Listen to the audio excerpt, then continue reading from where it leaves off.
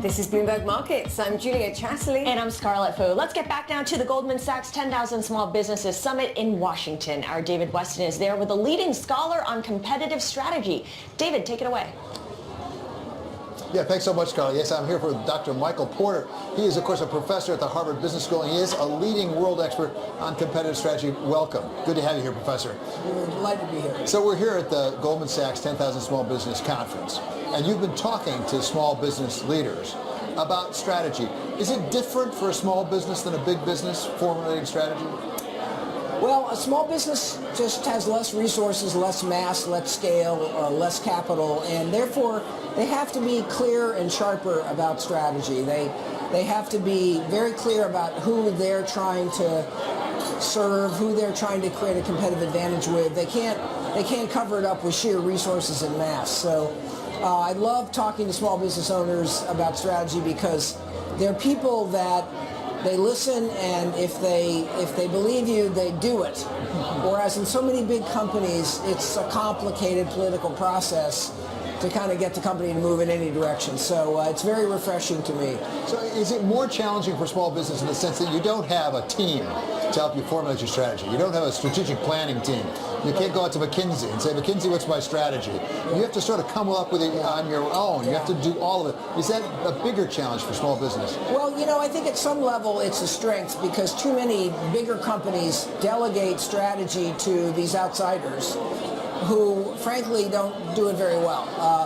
The consulting is good at getting data, understanding your environment, getting better kind of visibility on the industry, but ultimately strategy has to come from within, and it has to be ultimately developed by the leadership team as a whole. It can't just be one guy's idea or one woman's idea. It's got to be something that everybody can buy into because strategy is holistic. It involves marketing, production, service, delivery. Everything's got to fit together, and so I think small business can have an advantage by having a more cohesive team, by having more of an alignment among all the players. So there's pretty much a consensus, at least that I've seen, that small business is an important generator of growth, of dynamism in our economy, not just in the United States, but in the world. That is absolutely true. And at the same time, as I understand it, the business origination is going down. It's actually not thriving. We're not expanding our small businesses. Why is that? Well, I think you're right. The trends in small business have been very troubling. The rate of new company formation has been declining. The percentage of jobs being generated by small business is lower than it historically used to be. I think that's a function that the business environment in America has eroded for small business, even though it hasn't eroded as much for larger companies. So, for example, if you're a big company and you can't find skilled people, you just hire them in Croatia, or in Germany. If you're a small business, you're stuck with circumstances here. If there's high regulatory costs in America, you're stuck. The big company can go offshore. So small business has been disproportionately affected by, I think, the erosion in our business environment in this country. Higher regulation, less access to capital, less efficient infrastructure, lots of skill issues and skill gaps. So small business has been taking the brunt of that, and of course the American dream is all about small business. And so I think it's created a lot of part of the tensions that we see in our society today is this lack of progress.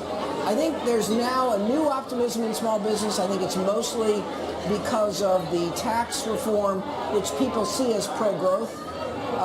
But we got a lot of other work to do. Regulation work, skill work, education work, infrastructure work, and hopefully we can do it. And as you know, Goldman Sachs did a survey of small business owners before this conference, and they listed exactly the things you're talking about now as the biggest impediments to their growth, and it's regulation, and it's access to capital. It's also finding skilled labor. I wonder, something else that you've worked on hard is healthcare. How much of that is something that really is a burden, perhaps disproportionately to small business? As you say, a big company has a lot of resources to figure out the problems with healthcare. Small companies, a lot harder. I think we believe that healthcare value the quality relative to the cost is probably one of the major weaknesses in America right now. It's affecting our entire economy. We're just way off the chart. How costly it is incredibly high. The quality of American healthcare can be very good, but it's highly uneven, and the data doesn't show that American healthcare on average is better.